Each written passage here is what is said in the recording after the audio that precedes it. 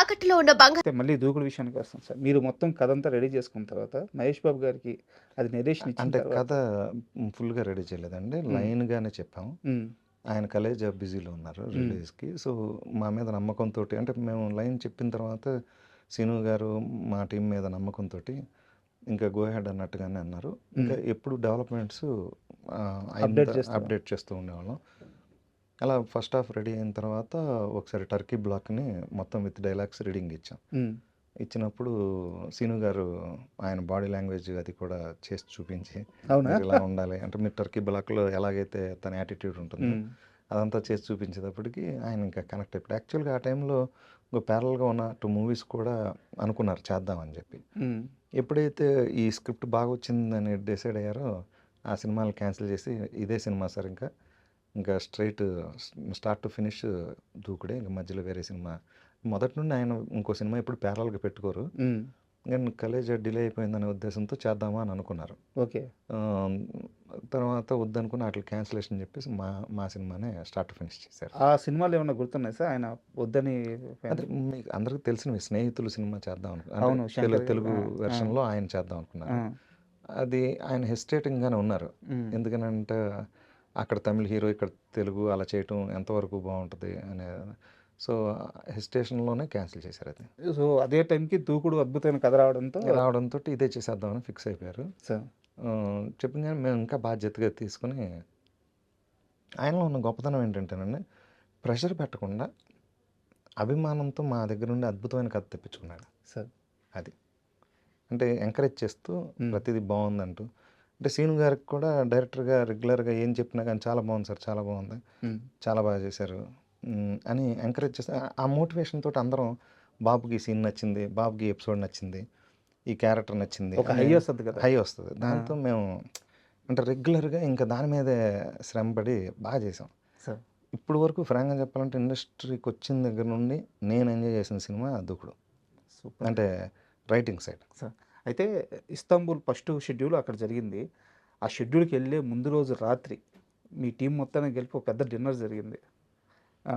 మీకు గుర్తుందా అది? అంటే ఒకటి కాదండి, ఆ సినిమానే ఆ సినిమా వర్క్కి వర్క్, అలాగే రిక్రియేషన్ లాగా అనుకోండి, లేకపోతే ఒక ఫ్యామిలీ అట్మాస్ఫియర్ లాగా అందరం ఆల్మోస్ట్ టర్కీ బ్లాక్ వెళ్ళే ముందు, తర్వాత స్విట్జర్లాండ్ అయితే నేను కూడా వెళ్ళాను, తర్వాత దుబాయ్ వెళ్ళాను, వాళ్ళతో పాటు గుజరాత్ షూటింగ్కి అవుట్డోర్కి వెళ్ళాను. సో అక్కడంతా కూడా అసలు ఏదో షూటింగ్ అసలు పిక్నిక్ టైప్లోనే ఉండేది. డే అంతా షూటింగ్ అట్మాస్ఫియర్లో మేము కంపెనీగా ఉంటూ ఉండేవాళ్ళం. సీను గారికి, మా బాబు గారికి, వీళ్ళందరూ. కానీ ఎప్పుడు జోకులు సరదాగా ఉండి, మళ్ళీ ఈవినింగ్ అయిపోగానే అందరం కూర్చొని కథ మీద అసలు వర్రీ లేదు, కథ అద్భుతంగా వచ్చేసింది, ఇది బ్లాక్ బస్టర్ అని డే 1 నుండి అందరం ఇక ఒకే క్లారిటీ. అసలు సినిమా రిలీజ్ వరకు ఈవెన్ ప్రొడ్యూసర్స్ కానీ మాకు కానీ ఎవరికి అసలు ఇంచు కూడా డౌట్ లేదు, ఇది బ్లాక్ బస్టర్ అంతే. అలా అదే టోన్లో ఉన్నామండి, అలాగే జరిగింది. అయితే దూకుల్లో హీరో క్యారెక్టరేషన్ చూసుకుంటే చాలా వేరియేషన్లు ఉంటాయి సార్. 3 రకాల వేరియేషన్స్ ఉంటాయి. సో ఇలాంటి ఒక ట్రీట్మెంట్ ఖచ్చితంగా ఉండాలని ఫిక్స్ అయ్యి ఆ క్యారెక్టర్ రాసుకున్నారా? దూకుడు ఒక ఫాదర్ అండ్ సన్ స్టోరీ అండి ఎసెన్షియల్గా మేము అనుకున్నప్పుడు.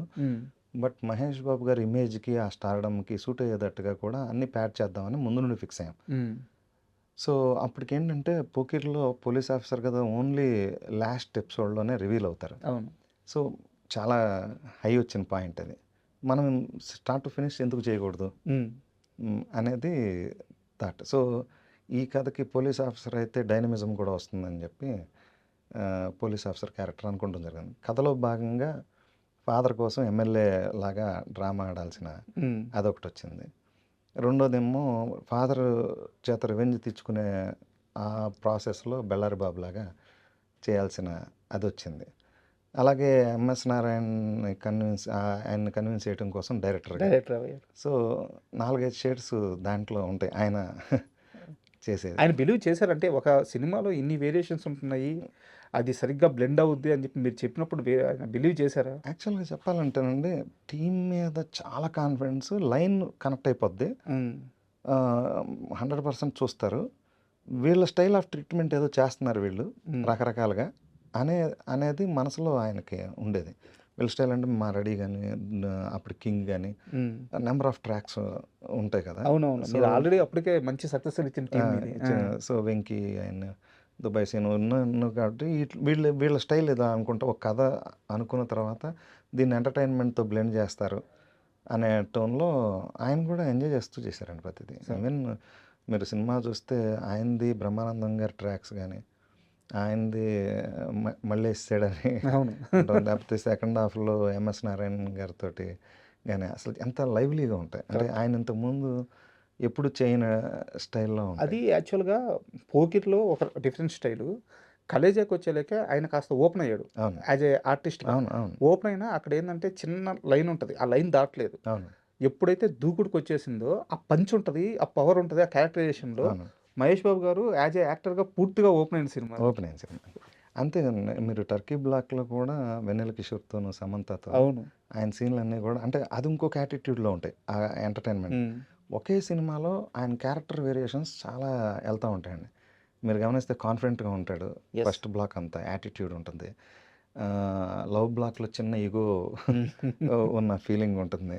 ఈ దీంతో మళ్ళీ వెన్నెల కిషోర్‌తోనేమో ఒక టైప్ ఆఫ్ చిన్న ఫ్రెండ్‌షిప్ డామినేషన్ లాగా అవును. మాట్లాడేది.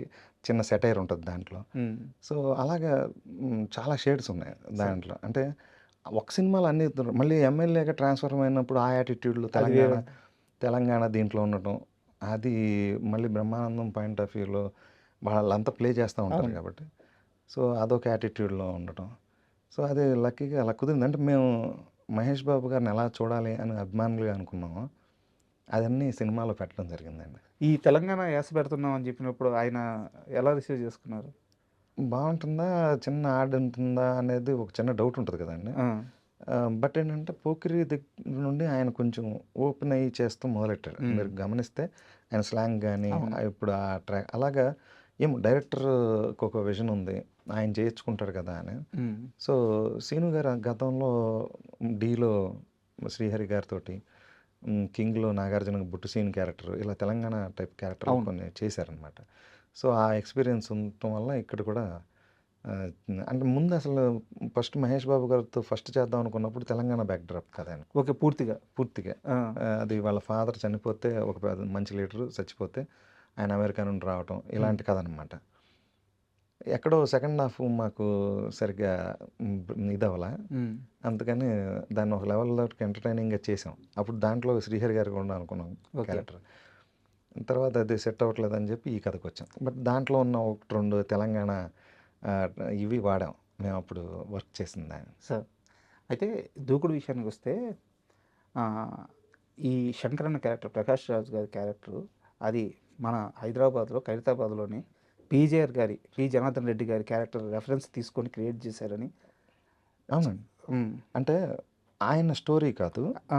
కాకపోతే క్యారెక్టరైజేషన్ ఆ ఆయన వ్యక్తిత్వం. క్యారెక్టరేషన్ ఆయనంటే చాలామంది అంటే మేము హైదరాబాద్‌కొచ్చే టైంకి కూడా ఏ బడ్డీ కొట్టు చూసినా ఆయన ఫోటో పెట్టుకొని ఉండేవారు. సో, అలాగా చిన్న చిన్న షాపులు ఎందుకంటే ఆయన ఓపెనింగ్‌లు చేయడం. నాకు తెలిసి ఖైరతాబాద్ దగ్గర నుండి పంజాగుట్ట, సోమాజిగూడ ఇటు సైడ్ మొత్తం అంతా సార్ ఇటు కూడా సైడ్ బోరబండ, మోతీనగర్, మోతీనగర్ కూకట్పల్లి ఎక్కడ పెట్టినా ఆయన చాలా జనార్దన్ రెడ్డి గారి ఫోటోలే స్టాచ్యూలే ఉంటుంది. ఉంటాయి. అవును. ఎందుకంటే ఆయన అంతమందికి అంత హెల్ప్ చేసి అంటే కొంచెం పేదలకు అండగా ఉండేవాడని అంటూ ఉన్నారు. సో, మేము మేము ఎక్స్‌పీరియన్స్ అయ్యాం. కొన్ని మా ఫ్రెండ్స్ ఉన్నారు తెలంగాణ మిత్రులు.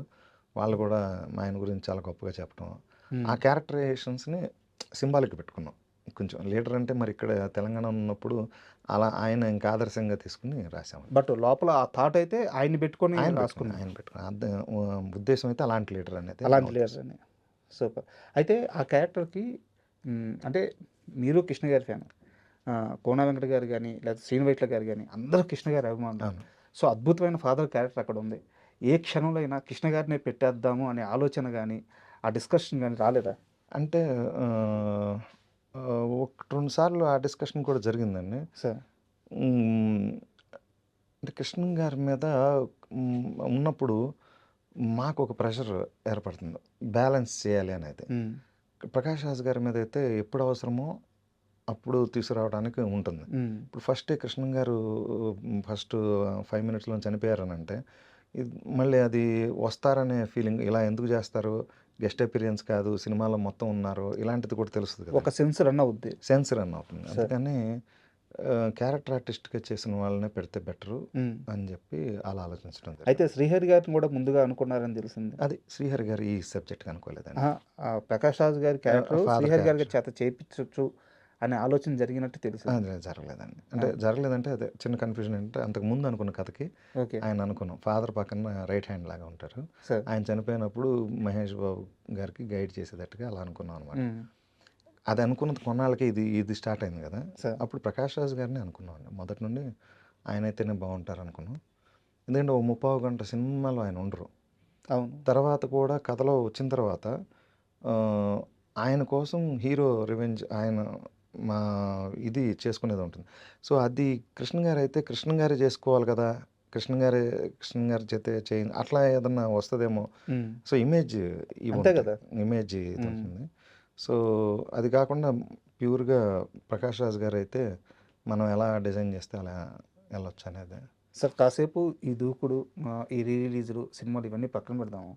కృష్ణ గారి అభిమాని అంటున్నారు కాబట్టి ఎప్పుడు సార్ కృష్ణ గారి మీద ఆ అభిమానం అంటే ఏ సినిమా చూసినప్పుడు, ఏ సీన్ చూసినప్పుడు, ఏ విషయం విన్నప్పుడు అభిమానం మీలో మొదలైంది? అంటే యాక్చువల్‌గా చెప్పాలంటే చిన్న పిల్లలుగా ఉన్నప్పుడు ఫైట్‌లు, డాన్సులు ఉన్న సినిమాలు ఎవరైనా పిల్లలు ఇష్టపడతా అంతే. ఉంటారు కదా! హ్మ్. అలా మా నాకు ఊహ తెలిసే టయానికి రామారావు గారు ఆల్మోస్ట్ పాలిటిక్స్‌లోకి హ్మ్. వెళ్ళిపోతూ ఉన్నారు. వెళ్ళిపోతూ కృష్ణ గారి హవా అప్పుడు బాగా నడుస్తా ఉందండి. సార్. చిరంజీవి గారు అప్పుడే ఆహ్, మొదలైంది. అది వస్తున్నారు. హ్మ్. 'శుభలేఖ' ఇలాంటి సినిమాలు. అవి కూడా బాగా ఇంట్రెస్ట్‌గా చూస్తూ ఉండేవాళ్ళం. సార్. చూస్తూ ఉండేవాళ్ళం గానీ కృష్ణ గారిదంటే నెలకొక సినిమా వస్తూ ఉండేది. సో, అన్ని సినిమాల్లో ఫైట్‌లుండేయి. ఆయన సూపర్ ఫాస్ట్. సో, నాకసల లేడీసు సినిమాలంటే అయి ఇష్టం ఉండేది కాదు. అసలు ఈ నాగేశ్వరరావు గారియి హ్మ్. అంటే కథా చిత్రాలు కదా! అవును. నాకు ఫైట్‌లు లేకపోతే అసలు సినిమాకెళ్ళేవాడిని కూడా కాదు. సార్. అలా కృష్ణ గారి సినిమాలు నెలకొకటి వస్తూ ఉండేది. హ్మ్. ఎళ్లి చూస్తా బాగా ఎంజాయ్ చేస్తూ ఉండేవాళ్ళం. నా ఊహ తెలియని టైంలో. అప్పుడు కాకపోతే అలా కాకుండా కృష్ణ గారు పేపర్‌లో ఎప్పుడు విరాళాలు ఇచ్చే దగ్గర ఆయనదే ఎక్కువ నంబర్ ఉంటూ ఉండేది. హ్మ్. కృష్ణ గారు రూ. 1,00,000 ఇచ్చారు. మిగతా వాళ్ళందరూ 25,000 అలా ఇచ్చినట్టుగా ఉండేదనమాట. ఉంటే ఈయన ఇంత గొప్ప క్యారెక్టర్ అంటే యాక్చువల్‌గా చెప్పాలంటే నేను నటుడిగా కంటే కూడా ఆయన వ్యక్తిత్వానికి ఎక్కువ ఫ్యాన్నండి. సార్. సో, అప్పట్లో మా ఇంటి పక్కన కృష్ణ ఫ్యాన్స్ ఉండేవాళ్ళు. ఆళ్ళెంతసేపు కృష్ణ గారు అలా చేశారు, కృష్ణ గారు ఇలా చేశారు, హ్మ్. అంటే కృష్ణ గారి గొప్పతనం గురించి, కృష్ణ గారు ఎన్ని సాహసాలు చేశారు, కృష్ణ గారు ఫస్ట్ స్కోప్‌లో సినిమా చేశారు. 'అల్లూరి సీతారామరాజు' ఆయనే చేశారు. అప్పుడు ఇంకా అంటే నాకు ఊహ తెలిసే టయానికి 'అల్లూరి సీతారామరాజు' రిలీజ్ అయిపోయి, ఇప్పుడు ఎలాగైనా 'అల్లూరి సీతారామరాజు' మళ్ళీ రిలీజ్ అయితే చూడాలి. అది నా టార్గెట్. ఓకే. అలాగా ఎప్పుడో రిలీజ్‌లో ఇప్పుడు మనకు 'దూకుడు' హ్మ్. ఎలాగవుతుందో, అలా అప్పట్లో 'అల్లూరి సీతారామరాజు' రిలీజ్ విజయవాడలో జరిగితే ఫస్ట్ డే నేను హౌస్‌ఫుల్ అప్పుడు. ఎళ్తే ఆ సినిమా చూసిన తర్వాత ఇంకా నేను హి ఈజ్ మై ఫ్యాన్. అంటే నేను నేను అది హి ఈజ్ మై ఫ్యాన్ కాదు. నేను ఆయనకి ఇంకా హ్మ్. అభిమానిగా ఉండాలి అని ఫిక్స్ అయిపోయాను. ఒక కనెక్షన్. కనెక్షన్ వచ్చింది.